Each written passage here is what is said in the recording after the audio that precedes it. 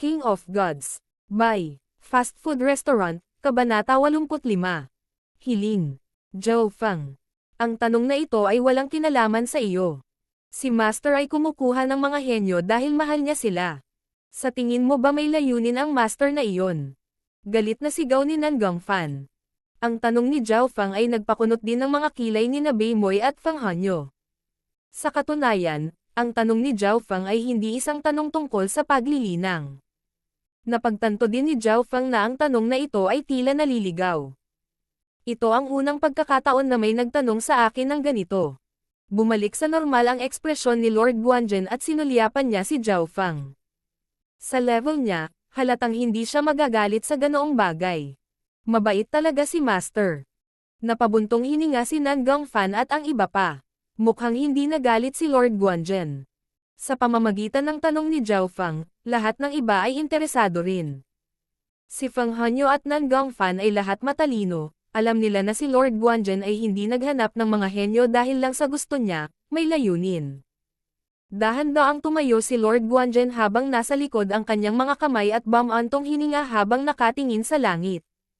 Nakita ni Zhao Feng ang pagbabago sa kawalan ng kakayahan, puot at mga inaasahan sa mga mata ni Lord Guanzhen habang siya ay bumantong hininga. Tila nang siya ay bumantong hininga, naranasan ni Lord Guanzhen ang 4 na panahon ng isang taon. Sa mga taon na ito, ako ay naghahanap at nagpalaki ng mga henyo para sa isang hiling ko. Ito ay isang bagay na hindi ko magagawa sa aking sarili, kailangan kong umasa sa mga nakababatang henerasyon na gawin. Pagkatapos ay iniskan ni Lord Guanzhen ang mga mukha ng mga kabataang naruroon at pagkatapos ay tumingin siya kay Beimoy ng may pag-asa. Isang hiling. Hindi kayang gawin ni Lord Guanzhen. Nagkatinginan ang mga kabataan, gulat na gulat. Alam ng lahat na si Lord Guanzhen ay may pinakamataas na kapangyarihan sa Cloud Country. Ano ang isang bagay na kahit siya ay hindi magawa? Ano ang hiling ni Lord Guanzhen? Lalong naging nagtataka si Zhao Feng. Hindi siya naniniwala na walang magagawa si Lord Guanzhen. Maaari kayong lahat umalis. Bumantong hininga si Lord Guanzhen at sinenyasan ang kanyang kamay. Pagkatapos, umupo ulit siya sa kanyang futon na iwan lamang ang kanyang pangunahing disipulong si Beimoy. Master, talagang tutuperin ko ang iyong hiling. Saad ni Beimoy. Buti naman may puso ka. Mula ngayon, ituturo ko sa iyo ang lahat ng aking mga lihim na kasanayan. Ngumiti si Lord Guanzhen. Ngayon, 10 henyo ang pumasok sa Spiritual Martial Hall upang subukan ang kanilang potensyal. Walang alinlangan, ang pagganap ni Feng Hanyo ay talagang napakahusay, ngunit hindi pa rin ito maihahambing kay Beimoy. Sa labas ng Spiritual Martial Hall, ang mga panlabas na disipulo ni Lord Guanzhen ay sabay na lumabas. Brother Zhao, ang lakas ng loob mo. Paano mo nagawang magtanong ng ganyan? Kailangan mong maunawaan na kahit na ang mga martial masters ng ika-9 na ranggo ay kumikilos ng mapagpakumbaba sa harap ng master. Sabi ni Nan Gongfan sa tono ng pagdidisiplina. Salamat sa pagsabi sa akin. Sabi ni Zhao Feng. Siya ay naging isang panlabas na disipulo ni Lord Guanzhen at bagamat ayaw niyang masaktan si Nan Gongfan, hindi siya sumunod sa kanyang mga utos. Ang pagganap ni Zhao Feng ay naging sanhi ng kalungkutan ni Nan Gongfan ngunit hindi siya mapalagay ngayon, kaya naalala niya ito sa kanyang puso. Si Zhao Yufei ang nakakuha ng ilang impormasyon mula sa bibig ni Nan Gongfan. Sinabi ni Nan Gongfan, kailangan kong balaan ka na si Brother Beimoy ay may napakagandang talento. Napakayabang niya at hindi niya pinapayagang talunin siya ng iba, kaya huwag mo siyang hamanin. Ganoon din ang naramdaman ni Zhao Feng nang marinig niya ito. Nang matalo niya si Beimoy sa pagsasaulo, hindi natuwa ang huli. Maaari ko bang hilingin kay Brother Nan kung gaano kahusay ang talento ni Beimoy para kunin siya ni Master bilang isang pangunahing disipulo? May hindi patas si Feng Hanyo sa kanyang boses. Kahit na siya ang nangungunang henyo sa Sky Guards Battalion, hindi pa siya malapit na maging isang pangunahing disipulo. Haha. Kung nakita mo ang potensyal ni Beimoy noon, hindi mo sana sinabi ito. Nan Gongfan may kasamang pait at selos ang tawa. Ilang bilog ang nakondensed noong turn na ni Beimoy. Nagtataka na tanong ni Zhao Yufei. Kailangan nila ng halos 5 bilog para maging panlabas na disipulo ni Lord Guanzhen. Noong oras na iyon, Ang resulta ng pagsusulit ko ay 5.5 bilog. Tila naalala ni Nan Gongfan ang eksena 3 taon na ang nakakaraan nang pumasok siya sa Spiritual Martial Hall kasama si Beimoy. 5.5. Higit pa iyon sa atin. Nawala ang in-fairness sa puso ni Fang Hanyo. Gayunpaman, kumpara kay Brother Beimoy, ang sa akin ay basura. Ang kanya ay 8.5. Huminga ng malalim si Nan Gongfan nang lumitaw sa kanyang mga mata ang paninibugho, kawalan ng kakayahan, at ayaw. 8.5 bilog. Natarante sina Fang Hanyo at Zhao Yufei. Nang inig ang puso ni Zhao Fang, 8.5 bilog. Ang talento ni Beimoy ay isang halimaw. Hindi nakakagulat na tiningnan ni Lord Guanzhen si Beimoy ng napakahalaga. Sa sandaling ito, sa wakas ay natanto ng mga henyo ang pagkakaiba sa pagitan nila ni Beimoy. Pagkatapos umalis sa Spiritual Martial Hall Fang Hanyo, bumalik sina Zhao Yufei at Zhao Feng sa Sky Guards Battalion. Sa parehong araw, ginamit nila ang kanilang pagkakakilanlan bilang mga disipulo ni Lord Guanzhen para lumipat sa mas magandang tirahan sa Guanzhen Palace. Pagbati sa inyong dalawa sa pagiging mga alagad ni Lord Guanzhen. Sana hindi mo ako makalimutan. Maasim na sabi ni Huang Qi na may paghangang tingin. Sa sandaling ito, hindi mapigilan ni Huang Qi na mapabuntong hininga. Naalala niya kung paanong hindi niya inilagay ang dalawa sa kanyang mga mata noong una silang magkita, ngunit ngayon ay malayo na ang dalawa sa kanya. Matapos mag-impake ng mga gamit ang dalawa, pumunta sila sa third guard.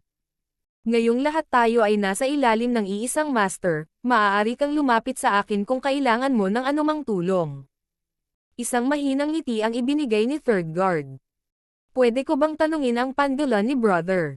Hindi alam ni Zhao Fang ang totoong pangalan ni third guard. Bilang isang Guanzhen Corp, third guard ang pangalan ko ngayon. Ang tagapangasiwa ng Sky Guards Battalion ay tila misteryoso gaya ng dati. Bahagyang natigilan sina Zhao Fang at Zhao Yufei at umalis sila sa third guard pagkaraan ng ilang sandali. Matapos maging disipulo ni Lord Guanzhen, ang pagtrato sa kanila ay higit na mabuti kaysa sa karamihan ng iba sa loob ng Guanzhen Palace. Sa parehong araw, sina Zhao Fang at Zhao Yufei ay parehong lumipat sa sarili nilang gusali. Ang gusaling nilipatan ni Zhao Fang ay mayroong 2 martial artist bilang mga gwardya. Pagbati, Young Master Zhao. Yumuko ang 2 guard. Pagbati, Guro. 7 hanggang 8 lingkod ang nakatayo doon ng may paggalang. 3 palapag ang gusali at mayroon itong maliit na hardin. Ang pagtrato dito ay higit pa sa kung ano ang nakukuha ng mga elder ng Zhao sect. Zhao Feng clicked his tongue. Kung ito ay kalahating taon na ang nakalipas, hindi niya akalain na martial artist ang magiging bantay niya. Bilang disipulo pa lamang ni Lord Guanzhen, nakakuha siya ng 30,000 pilak at ilang librerag mapagkukunan. Pagkatapos lumipat sa kanyang bagong bahay, naligo si Zhao Feng at nagsimula siyang magtanim muli.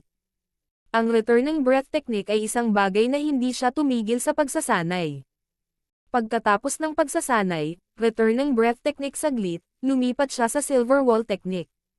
Ang silver wall technique ang nag-iisang holy martial art na mayroon siya at maaari nitong mapataas ang kanyang lakas ng malaki. Naalala ni Zhao Fang ang sinabi ni Lord Guanzhen sa araw. Ang punto ng siyam na hanay ng martial path ay palakasin ang dugo, buto at organo ng isang tao. Ang tunay na layunin ng inner strength ay hindi pumatay kundi palakasin ang katawan ng isang tao. Sa puntong ito, maraming cultivator ang napunta sa maling landas. Madaling makita na ang tunay na layunin ng martial path ay upang sanayin ang katawan at pundasyon ng isang tao, na ginawang mas dedikado si Zhao Feng sa pagsasanay ng silver wall technique. Kapag ang silver wall technique ay umabot sa ika-10 antas, ang kanyang katawan ay lalampas sa mga limitasyon ng mga mortal at hindi na niya kailangang mag-alala tungkol sa kapangyarihang ilalabas kapag sinusubukang maabot ang holy martial path. Sa susunod na mga araw, nakatuon si Zhao Feng sa silver wall technique, returning breath technique at iba pang mga kasanayan tulad ng star finger at smoking transparent step. Ngunit ang pag-usad ng silver wall technique ay masyadong mabagal matapos itong makapasok sa ika-6 na ranggo.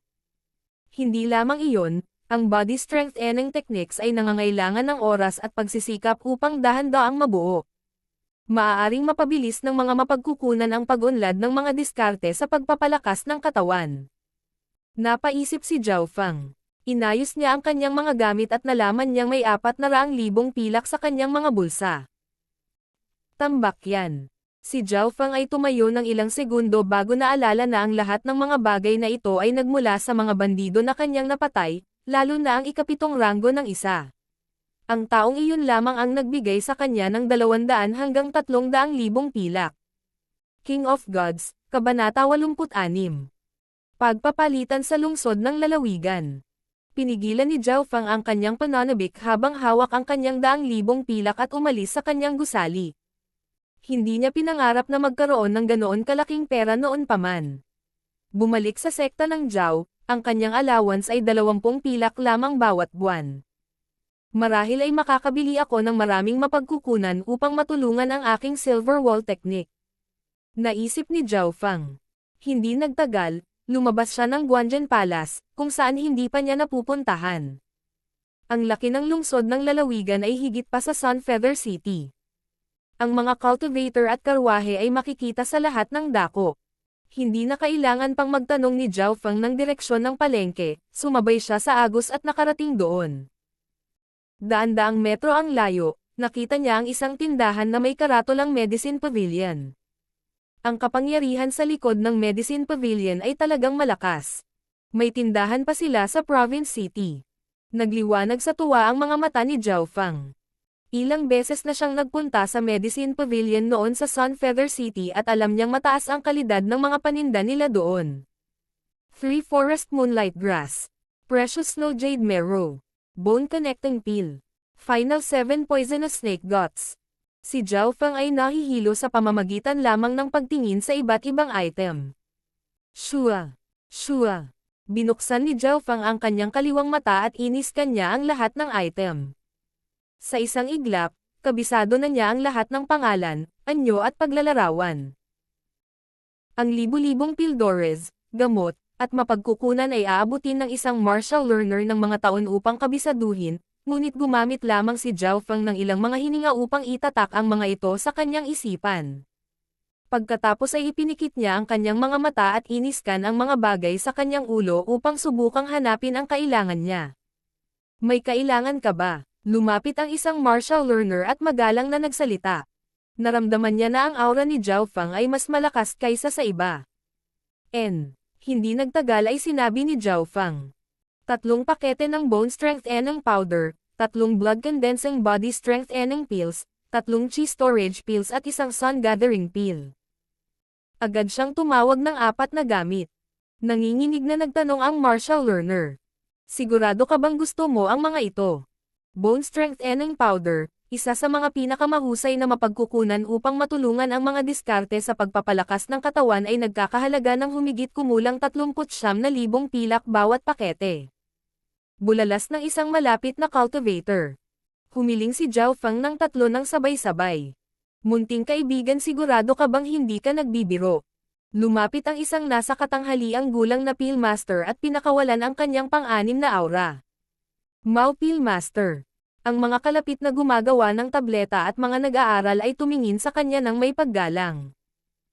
Kaagad, ang sitwasyon dito ay nagdulot ng atensyon ng marami pang iba. Nagbibiro. Wala akong ganyang ugali. Bahagyang ngumiti si Zhao Feng. Lumapit si Mao Peel Master at mahinahong sinabi. Kaibigan, ang mga mahahalagang bagay na ito ay nagkakahalaga sa kabuoang 40,000 pilak. Sigurado ka bang kaya mo? Malinaw na hindi naniniwala si Mao Peel Master na si Zhao Feng ay may ganoong kalaking pilak. 40,000 pilak. Huminga ng malamig at bumantong hininga ang mga kalapit na customer. Hindi nila akalain na ang ilang bagay na tinawag ng isang 14 na taong gulang na kabataan ay nagkakahalaga ng 40,000 pilak. Oo, tinitigan ni Zhao Feng ang Peel Master.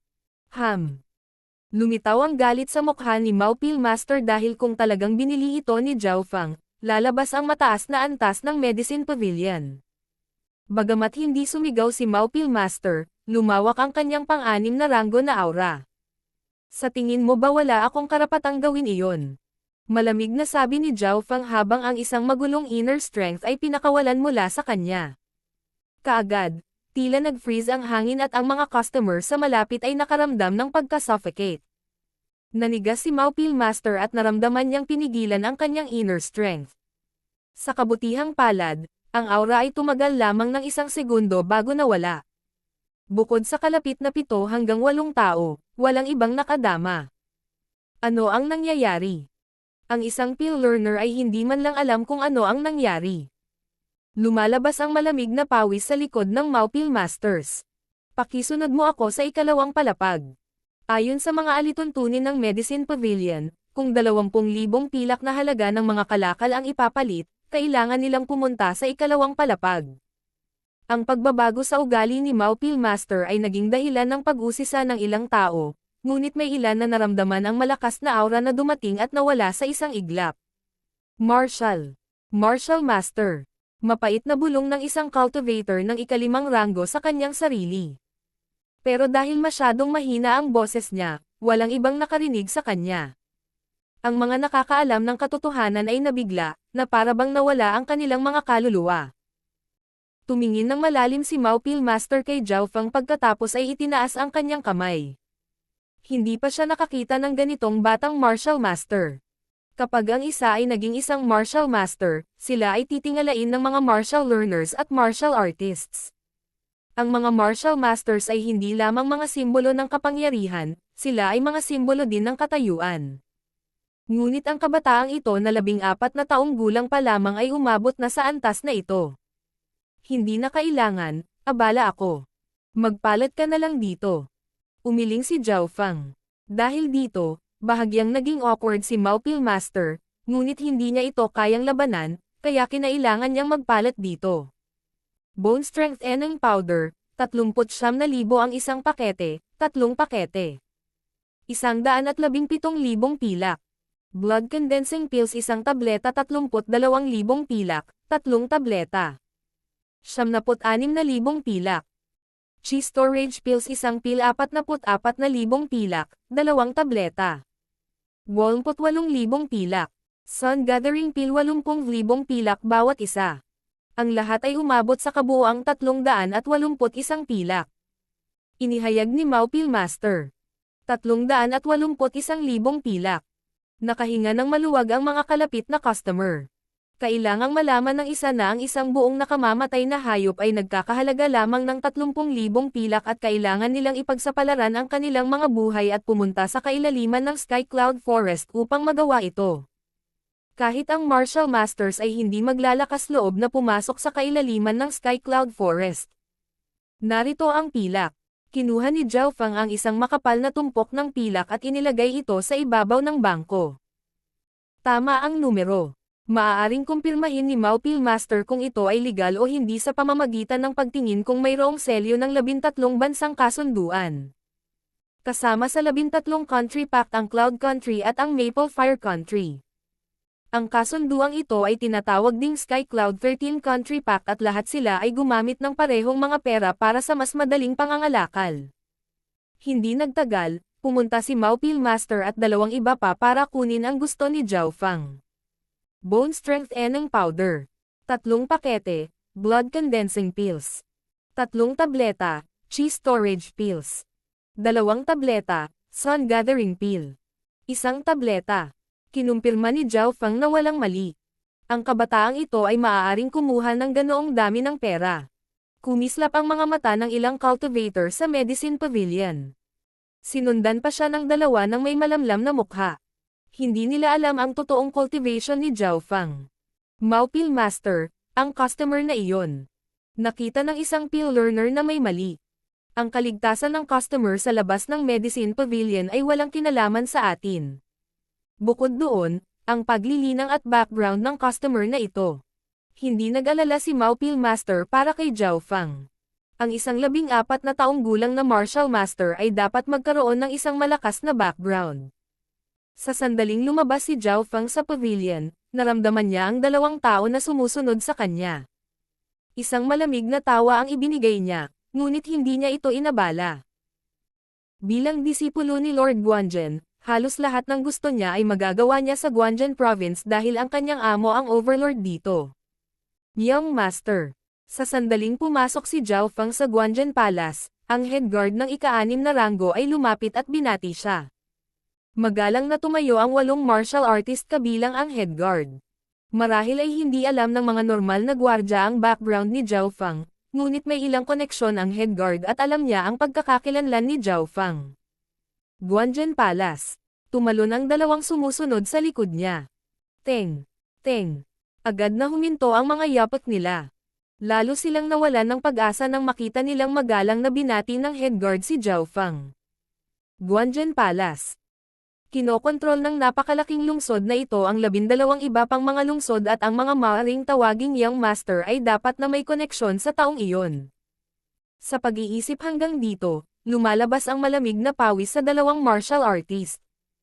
Isang hakbang na lang, at nasa impyerno na sila. King of Gods, Kabanata 87. Pagsasanay. Sa Guanzhen Palace, bumalik si Zhao Feng sa kanyang bahay at pinahanda ang katulong ng isang bathtub ng mainit na tubig, para mailagay niya ang kanyang bone strength eneng powder ng mas mabuti. Narinig ko na ang bone strength eneng powder ay may napakagandang epekto para sa mga diskarte sa pagpapalakas ng katawan.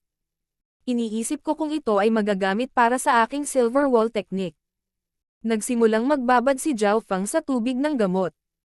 Ang kumukulong mainit na tubig ay madaling masunog sa balat ng mga normal na tao, ngunit wala itong epekto sa malakas na katawan ni Zhao Feng. Gulo-gulo. Biglang kumulo ang tubig at naging kulay lila-pula na parang bulaklak na namumukadkad. Naramdaman ni Zhao Feng ang matinding sakit na nagmumula sa kanyang katawan at dahan-dahan itong tumagos sa kanyang dugo at utak. Napakamabisang gamot. Lumalabas ang malamig na pawis sa noo ni Zhao Feng ngunit nagawa niyang hindi sumigaw. Ayon sa sinabi nito sa pakete ng Bone Strength eneng powder, kailangan ng normal na ika-7 ranggo na hatiin ang isang pakete sa kalahati at gamitin ang mga ito ng hiwalay. Kumpiyansa si Zhao Feng na ang kanyang silver wall technique ay isang pinakamataas na antas na pamamaraan ng pagpapalakas ng katawan at sa halip ay gumamit siya ng isang buong pakete. Hindi niya alam na ang kanyang katawan ay binago ng mahiwagang mata at mas marami pa pala siyang na-absorb na gamot ng sabay-sabay. Pay. Pay. Pay. Naramdaman ni Zhao Feng ang paglabas ng init mula sa kanyang kaliwang mata, na nagpalamig sa kanyang buong katawan. At pinayagan siya nitong ma-absorb ang gamot ng mas mabilis. Ang dami at bilis ng pagsipsip niya ng pulbos ay hindi bababa sa 2 beses na mas mabilis kaysa sa iba, kaya naman naramdaman niyang napakalakas at dalisay ng gamot. Sa loob ng ilang oras, pinigilan ni Zhao Feng ang sakit na magpapahimatay sa isang normal na tao. Makalipas ang kalahating araw, sa wakas ay nakaayos si Zhao Feng sa sakit. Sa oras na ito, dahan-dahan niyang inilipat ang returning breath technique, na nakatulong sa kanya na mas pantay-pantay ang pagsipsip ng gamot. Makalipas ang isang buong araw at gabi. Sa wakas ay naiinom na ni Zhao Feng ang lahat ng gamot, ngunit mayroon pa ring mga labi sa loob ng kanyang katawan. Hindi nakakagulat na ito ay isang mahalagang bagay na nagpapalakas ng katawan. Naramdaman ni Zhao Feng na ang pagtaas sa silver wall technique ay napakalinaw. Dati, ang silver wall technique ay huminto lamang sa pag-usad ng ito ay umabot sa ika-6 na antas. Ito ay eksakto tulad ng sinabi ng third guard. Ang mga diskarte sa pagpapalakas ng holy body ay madaling matutunan, ngunit habang ito ay umuunlad, ito ay nagiging mas mahirap. Mabuti na ang katawan ni Zhao Feng ay sumailalim sa pagbabago sa pamamagitan ng pagsanib sa misteryosong kaliwang mata, na nagpapataas ng rate ng pagsipsip ng gamot. Pagkatapos gumamit ng isang pakete ng bone strength eneng powder, naisip ni Zhao Feng ang iba pang mapagkukunan na mayroon siya. Sun Gathering Pill, 3 blood condensing pill at 2 chi storage pills. Nakatulong din ang blood condensing pill na mapabuti ang katawan. Naalala niya ang malalim na sinabi ni Lord Guanzhen, na ang 9 na hanay ng martial path ay nakatuon sa katawan. Ang paggamit ng chi storage pills ay para dalisayan ang inner strength at binili niya ang mga ito para sa kanyang returning breath technique. Ang huling Sun Gathering Pill ay nagkakahalaga ng 80,000 pilak at maaari nitong dagdagan ang paglilinang ng mga lalaking nagsanay sa mga batas ng Yang. Body, Inner Strength at Cultivation. Ang 4 na bagay na binili ni Zhao Feng ay nakatuon sa 3 at ang una ang pinakamahalaga. Sumunod, kumain si Zhao Feng ng blood condensing pill, na maaaring magpalakas ng katawan. Ininom din ng tabletang ito si Zhao Feng ng isa pang 2 hanggang 3 araw upang ganap na masipsip. Matapos inumin ang tabletang ito, naramdaman ni Zhao Feng na ang kanyang katawan at ang Silver Wall Technique ay tumaas sa kapangyarihan. Ayon sa utos, ang susunod na kakainin niya ay ang Chi Storage Pills. Sa ilalim ng katotohanan na ang kanyang pundasyon sa katawan ay napakalakas, naramdaman ni Zhao Feng na ang kanyang inner strength ay tumaas ng paunti-unti. Dahil dito, lubos niyang napagtanto ang katotohanan na ang pundasyon ay dapat na matibay. Sa susunod na kalahati ng 1 buwan, nakatuon lamang si Zhao Feng sa Silver Wall Technique at Returning Breath Technique. Ang 3 pakete ng Bone Strengthening Powder, ang 3 tableta ng Blood Condensing Pills at ang 2 Chi Storage Pills ay naubos na lahat. Sa oras na ito, ang kanyang Silver Wall Technique ay umabot na sa huling yugto ng ika-6 na antas. Sa antas na ito, ang katawan ni Zhao Feng ay kasing lakas ng pilak at kapag na-activate niya ang Silver Wall Technique, isang mahinang silver glow ang lilito sa kanyang katawan na para bang siya ay isang hindi matatalo na estatwa. Kahit na hindi ako gumamit ng inner strength, maaari kong harapin ang normal na ika-7 ranggo ng walang problema. Napaisip si Zhao Feng. Ito ay nasa ika-6 na antas lamang, kung maabot niya ang ika-7, maaari niyang lipulin ang halos anumang martial master ng ika-7 ranggo maliban kung ang kalaban ay natuto rin ng isang holy martial arts. Susunod, kakainin ni Zhao Feng ang Sun Gathering Pill. Iniwan ito ni Zhao Feng hanggang sa huli dahil gusto niyang palakasin ang kanyang pundasyon na makakatulong sa kanya na mas masipsip ito. Nakapikit, kinain ni Zhao Feng ang Sun Gathering Pill. Matapos maabot ang ika-7 ranggo, bumagal ang pag-unlad ng paglilinang ni Zhao Feng. Kaagad, naramdaman ni Zhao Feng ang pagdagsa ng init na kumalat sa buong katawan niya. Ang enerhiya ng tabletang ito ay kailangang dahan-daang mailabas at masipsip. Tumagal ng buong 7 hanggang 8 araw si Zhao Feng sa walang tigil na sirkulasyon ng Returning Breath Technique para makuha ang lahat ng enerhiya. Makalipas ang 8 araw, nakuha ni Zhao Feng ang halos lahat ng enerhiya. Sa oras na ito, ang berdeng ilaw sa dimensyon ng kanyang kaliwang mata ay umabot na sa 7 talampakan 6. Isang buwang pagsusumikap ay hindi nagawang maabot ng cultivation ni Zhao Feng ang pinakamataas na ranggo sa ika-7 ranggo. Hindi ako makapaniwala na halos nasa ika-9 na ranggo si Beimoy dahil bumagal ng husto ang paglilinang pagkatapos ng ika-7. Naisip ni Zhao Feng sa kanyang puso. Buti na lang naabot ng kanyang Silver Wall Technique ang pinakamataas na ika-6 na ranggo at nagtakda ito ng matibay na pundasyon para sa kanya, na nagbigay sa kanya ng kumpiyansa na maaabot niya ang 8th rank sa loob ng 3 buwan. Ho! Ramdam ni Zhao Feng ang kapangyarihan sa loob niya habang siya ay huminga ng malalim. Ngayon, ang kalidad at dami ng kanyang inner strength ay tumaas ng husto. Walang 7th rankers ang dapat na kalaban ko ngayon. Maaari pa nga akong makalaban ng ilang normal na 8th rankers, ngunit walang pagkakataong manalo kung makakatagpo ako ng halimaw na tulad ni Beimoy. Tinansya ni Zhao Feng ang kanyang lakas. Maaari niyang hamanin ang mga nasa ika-8 ranggo at maaaring magkaroon pa siya ng pagkakataong manalo kung sila ay mga normal na cultivator ng ika-8 ranggo. Kung sila ay mga kahanga-hanga tulad ni Nan Gongfan o Beimoy, magkakaroon sila ng kahit kalahating holy rank martial arts. Hindi niya kayang talunin ang mga ito dahil may lakas din ang huli na hamanin ang mga mas matataas na ranggo. Tulad ni Beimoy, nakapatay na siya ng isang cultivator ng ika-9 na ranggo. Sa wakas ay lumabas si Zhao Feng mula sa liblib na pamamagitan pagkatapos ng 1 buwan. Sa oras na ito, isang katulong ang nagulat sa kanya. Young Master, habang ikaw ay nasa liblib na pagmumuni-muni, sina Lady Zhao Yufei at Young Master Feng Hanyo ay parehong hinanap ka. Oh, iniunat ni Zhao Feng ang kanyang katawan habang dahan-daang lumalabas sa kanyang bahay. Hindi kalayuan ang bahay ni Feng Hanyo at ang bahay ni Zhao Yufei. Hindi nagtagal, nagkita-kita ang tatlo. Brother Zhao, mukhang medyo nag-improve ka sa loob ng 1 buwan. Si Feng Hanyo ay nagbigay ng isang mahinang ngiti at siya ay bahagyang nagtataka. Hindi pa rin sapat kung ikukumpara kay Brother Feng. Nalaman ni Zhao Feng na halos naabot na ni Feng Hanyo ang limitasyon ng ika-7 ranggo, hindi nabahiran ang pangalan ng pinakamataas na henyo ng 10 Sky Guards. Tumaas din si Zhao Yufei, na umabot sa ikapitong ranggo. Ngayon, pinag-usapan ng tatlong kabataan ang kanilang kakayahan at ang isa naman ay gustong makipag-spar. Hindi rin tinanggihan ni Zhao Feng ang ideyang ito at nakipag-sparring sa dalawa. Ang huling resulta ay natigilan si Zhao Feng kay Feng Hanyo, habang si Zhao Yufei ay natalo ng kaunti. Sa buong sparring, gumamit lang si Zhao Feng ng 60 hanggang 70% lakas ng kanyang Silver Wall technique at bahagyang natipid niya ang kapangyarihan ng iba pa niyang kakayahan tulad ng Star Finger at Smokang Transparent Step. Kahit noon pa man, nagulat si Zhao Feng sa lakas ni Feng Hanyo dahil maaaring itinago din ng huli ang kanyang lakas. Ngunit ang nabigla ay si Feng Hanyo. Hindi niya akalain na pagkatapos lang ng isang buwan, makakalaban na siya ni Zhao Feng. Habang nag-sparring sila, napagtanto ni Zhao Feng na sina Feng Hanyo at Zhao Yufei ay nagsanay din sa ilang half-holy rank martial arts.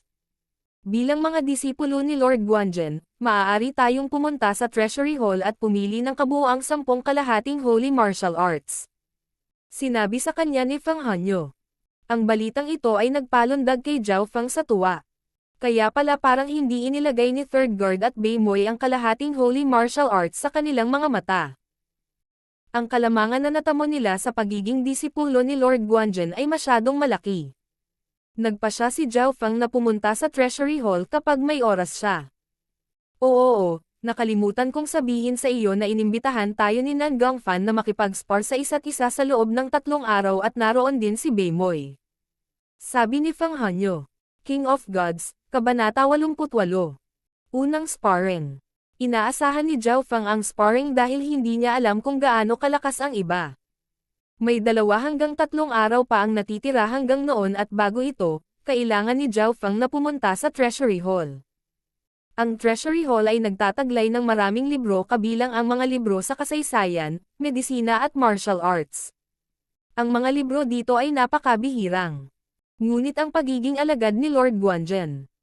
Mababasa ni Zhao Feng ang mga ito anumang oras na gusto niya. Pumunta si Zhao Feng sa martial arts section kung saan ang pinakamataas na ranggo ng mga libro ay umabot sa half-holy rank. Ang half-holy ranks ay medyo bihira kahit para sa martial masters. Kung hindi patunayan ng isa ang kanilang halaga, wala silang karapatang tanggapin ang mga ito. Gayunpaman, maaaring pumunta si Zhao Feng dito at basahin ang alinman sa mga ito, ngunit maaari lamang siyang maglabas ng 10 libro. Gamit ang kanyang kaliwang mata, mabilis na binasa ni Zhao Feng ang lahat ng mga librong interesado siya. Hanggang ngayon, lahat ng kanyang martial arts sa katunayan ay half-holy martial arts. Ang mga kasanayang nakuha ni Zhao Feng mula kay Beimoy at Third Guard ay pawang pinakamataas na antas ng half-holy martial arts. Lalo na ang returning breath technique, ito ay halos isang holy martial art. Mukhang hindi ko na kailangan pumili ng isa pang kalahating holy martial art ngayon. Pagtatapos ni Zhao Feng. Kung may problema, ito ay magiging Star Finger. Ngunit kung ito ay pinagsama sa partial wind stance, ito ay magiging napakalakas at ayaw niyang maglaan ng masyadong maraming oras para tumuon sa isa pang nakakasakit na kasanayan. Mas gugustuhin ni Zhao Feng na gumastos ng higit pa sa kanyang enerhiya sa 4 na wind stance. Ang Fluong Wind Stance, Tornado Stance, Partial Wind Stance at Burning Wind Stance. Ngayong halos natutunan na ni Zhao Feng ang Fluong Wind Stance, lumipat siya sa Tornado Stance. Mula nang makita niya ang Holy Martial Arts, mahina niyang napagtanto na ang 4 na wind stances na ito ay hindi normal. Ang isang hindi kumpletong paninindigan lamang ay nagkaroon ng maraming kapangyarihan. Sa loob ng dimensyon ng kanyang kaliwang mata, mabubuksan ni Zhao Feng ang mga alaala ng maraming eksena kabilang ang 4 na wind stances at ang mysterious wind palm. Nalaman ni Zhao Feng na ang dalawa ay nagpupuno sa isa't isa at magkatulad sa maraming paraan. Pagkatapos ay kinuha niya ang lahat ng mga kasanayan na sa tingin niya ay kawili-wili at kinopya ito sa kanyang isip upang mapalawak ang kanyang kaalaman. Pagkatapos nito, lumipat siya sa seksyon ng kasaysayan at heograpiya. Dahil ipinanganak siya sa isang mahinang branch clan, si Zhao Feng ay walang gaanong kaalaman sa labas ng mundo. Ang heograpiya at kasaysayan ay limitado sa Sky Cloud 13 countries. Ang Sky Cloud Forest ay napakalaki. Lumalawak ito sa 13 bansa. Bahagyang natigilan si Zhao Feng. Gaya nga ng pangalan, ang 13 bansa ay nagkaroon ng kasunduan na magsama-sama upang harapin ang kalaban. Anong uri ng kaaway ang mangangailangan ng 13 bansa para magsama-sama? Mabilis na nag-browse si Zhao Feng sa mga libro ng kasaysayan. Sa nakalipas na 1000 taon, ang 13 bansa ay nahuli sa pagitan ng dalawang malakas na bansa. Ang Sky Rich Country at ang Metal Blood Country. Millennia na ang digmaan ng dalawang bansa at kung mananalo man ang isa sa kanila, nangangahulugan ito ng pagkawasak ng 13 bansa. Nagulat si Zhao Feng nang sabihin niya ito. Noon pa lang, naisip niyang napakalaki na ng Sun Feather City at panaginip lang pala ang Cloud Country. Ngunit ngayon ang 13 bansa, kabilang ang Cloud Country ay nagpupumilit na mabuhay sa pagitan ng dalawang malalakas na bansa. Kapag nasira ang balanse sa pagitan ng dalawa, ang kasunduan ng 13 bansa ay tiyak na masisira. Hilagang kontinente. Nalaman ni Zhao Feng na ang aklat ng heograpiya ay nagsabi na ang dalawang malalakas na bansa ay isa lamang sa marami sa Northern Continent. Sa susunod na kalahating araw, hinukay ni Zhao Feng ang impormasyong natutunan niya. Pero kahit papaano, naramdaman niyang dumampi lang ang libro sa isang sulok ng bundok. Lumipas ang 3 araw sa isang kisap mata. Noong umagang iyon, pumunta lahat sina Feng Hanyo, Zhao Yufei at Zhao Feng sa bahay ni Nan Gongfan. Si Lord Guanzhen ay talagang may 10 sa mga panlabas na disipulo, ngunit 5 hanggang 6 lamang sa kanila ang nasa parehong henerasyon kabilang sina Nan Gongfan, Feng Hanyo, Zhao Feng at Zhao Yufei. Bukod sa kanila, may isang kabataang tinatawag na Yang Qingshan mga 16 hanggang 17 taong gulang, na nasa ika-8 ranggo. Haha! Brother Nan Gongfan, hindi mo ba ipapakilala sa akin ang mga bagong mukha na ito? Malakas na sumigaw si Yang Qingshan at tila masigasig. Nakaramdam ng pananakit ng ulo si Nan Gongfan habang ipinakilala niya ang 3 kay Yang Qingshan. Bakit wala dito ang batang si Beimoy? Ang taong ito ay nagsasanay ng repelling skill, sana mabaliw siya. Hahaha! Tumawa si Yang Qingshan. Nandito lahat ang iilan na halos magkakaedad lang maliban kay Beimoy. Sa oras na iyon, hindi tumigil ang bibig ni Yang Qingshan. Pakiramdam ni Nan Gongfan ay walang magawa, ngunit mas malakas si Yang Qingshan kaysa sa kanya. Nandito na siya. Bulalas ni Yang Qingshan. Pumasok ang isang walang ekspresyong kabataan, si Beimoy iyon. Brother Bei, sa wakas nandito ka na. Nagpakawala ng hininga si Nan Gongfan. Sinulyapan ni Beimoy ang iba sa kaumupo at nagsimulang magtanim muli. Habang si Zhao Feng at ang dalawa pa ay nalilito, lahat sina Nan Gongfan at Yang Qingshan ay kumilos kung ito ay normal. Pinag-usapan lahat ng mga alagad ang kanilang natutunan at kung minsan, ipinakita nila ang kanilang mga kakayahan.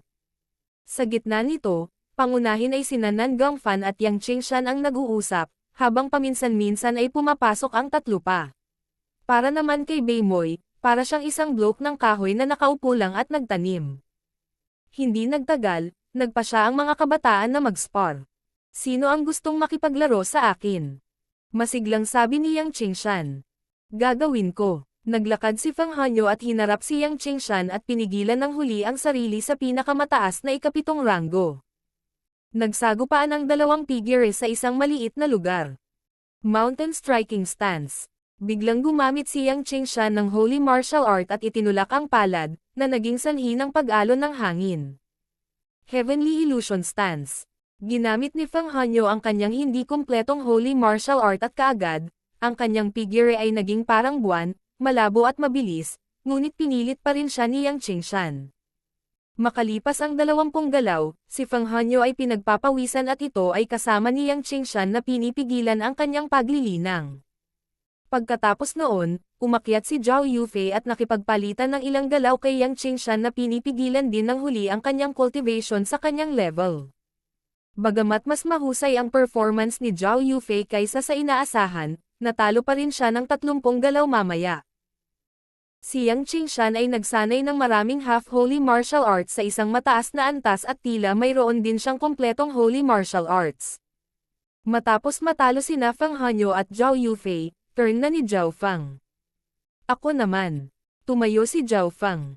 Hihihi, hayaan mo akong pumunta. Isang ngiti ang lumitaw sa mga labi ni Nan Gongfan nang pumalit siya kay Yang Qingshan. Bahagyang nagtataka si Yang Qingshan, bakit lalabas si Nan Gongfan at haharap kay Zhao Fang. Ngunit hindi niya ito tinanggihan at ibinigay ang pwesto kay Nan Gongfan. Alam ni Zhao Fang na ang kanyang mga salita ay hindi nakalulugod kay Nan Gongfan noong nakaraan nang sila ay umalis sa Spiritual Martial Hall. Brother Zhao Fang, huwag kang mag-alala, pipigilan ko ang aking cultivation sa ikapitong ranggo, katulad mo. Matuwid na sabi ni Nan Gongfan. Sure. Hindi nag-abala si Zhao Fang sa anumang salita at agad siyang lumitaw sa likod ni Nan Gongfan. Ang buong proseso ay nasa kompletong katahimikan. Sobrang bilis. Nagulat sina Zhao Yufei at Fang Hanyo. Si Zhao Fang ay gumamit ng smoke transparent step, na ang espesyalidad ay katahimikan. Star Finger. Agad na ginamit ni Zhao Fang ang kanyang Star Finger sa pinakamataas na ika-4 na antas, na naglabas ng isang linya ng Azure Light. Hindi masama. Napangiti si Nan Gongfan at casual na iwinagayway ang kanyang manggas na madaling pinatay ang pag-atake ni Zhao Fang.